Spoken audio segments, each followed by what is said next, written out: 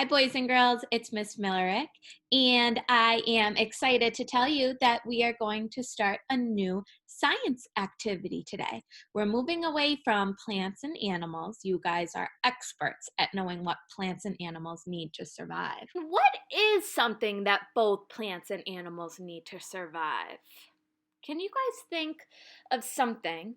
It's in the sky, and both plants and animals need it to survive. How about the sun?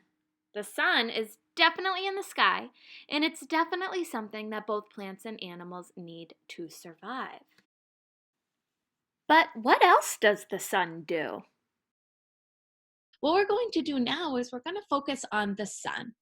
So if we were in school right now, we would be doing a whole lot of activities outdoors, but it doesn't matter that we're not in the building, we can still do science outdoors. So I'm going to guide you through a really fun activity today based on what the sun does and the sun's effects. We will talk a lot about the sun again next year in first grade. So this is a perfect time for us to learn some information about the sun. And before we get started, I am going to read you guys this story. It's a really cute story. It's called Why Is It Hot? And you'll see on the cover there's an elephant and he has some friends nearby, a butterfly, a parrot, and a mouse.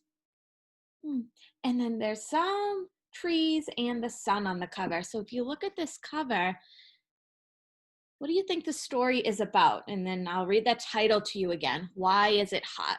What do you think this story is about? Do you think it's about rain or volcanoes? Do you think it's about the ocean? Do you think it's about the sun? Do you think the sun makes it warm and hot? I do. Right? You might have a different idea as to what the story is about, and that's okay. Hold on to it up here, and I'm going to start reading. All right?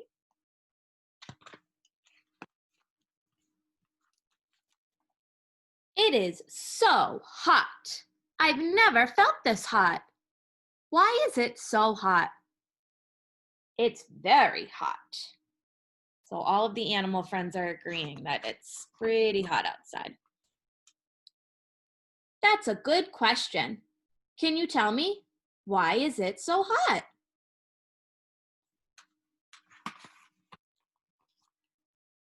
I sure can. When we talk about how hot it is, we're talking about the weather.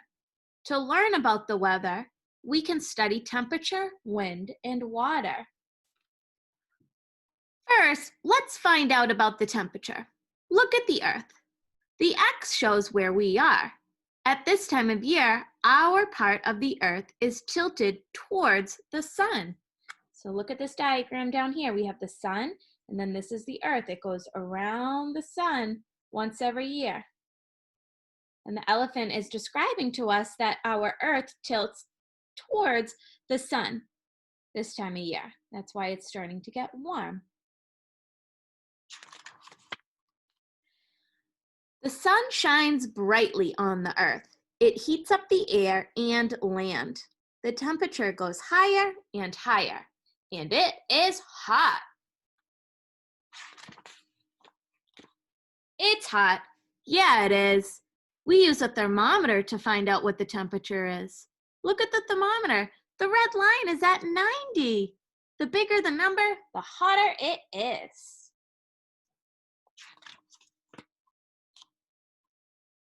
Next, look at my weather map.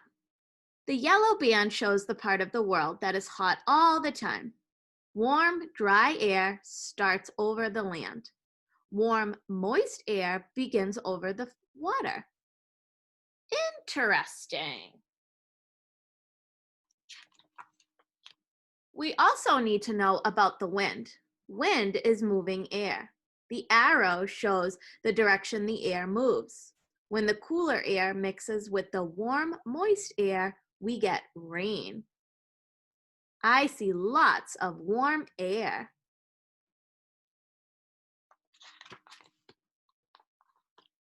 The amount of water in the air also makes us feel hot. On a rainy day, we can see the water in the air. We could see the raindrops. Today, there is another kind of water in the air. We cannot see it, but we can feel it. It makes the air feel wet. We call it humidity. Humidity? Humidity? A lot of humidity in the air makes us feel hot and sticky. We get little bubbles of water all over our skin. Yeah, I've noticed that. On a humid day, the water just sits on our skin. It makes us feel hotter and hotter. I can feel the humidity. Let's review. The yellow band shows where the warm air started. This air moved toward us. The arrows show the route it took. So this is the yellow band right here, and the arrows are showing which direction it moves in. I feel hot and sticky. The humidity makes us feel hot and sticky. We're thirsty. The sun shines brightly overhead. It warms the earth and makes the temperature go higher and higher.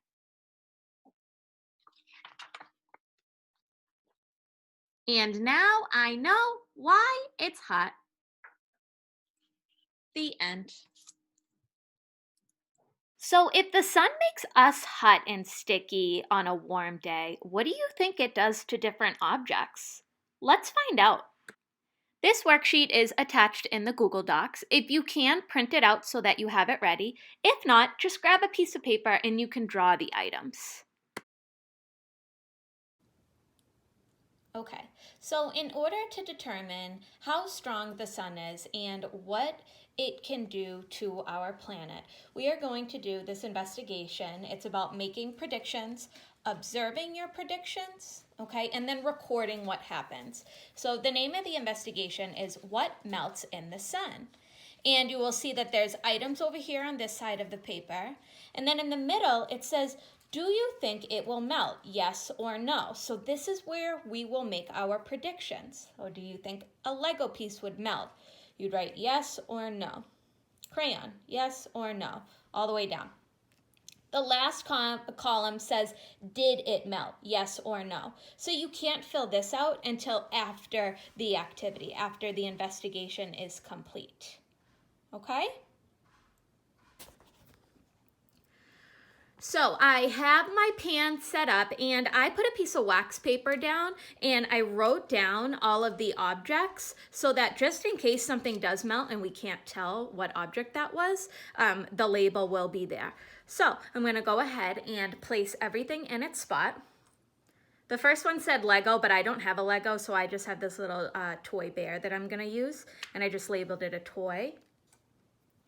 Crayon, the penny, the paper clip, the chocolate, the block, the rock, and the ice.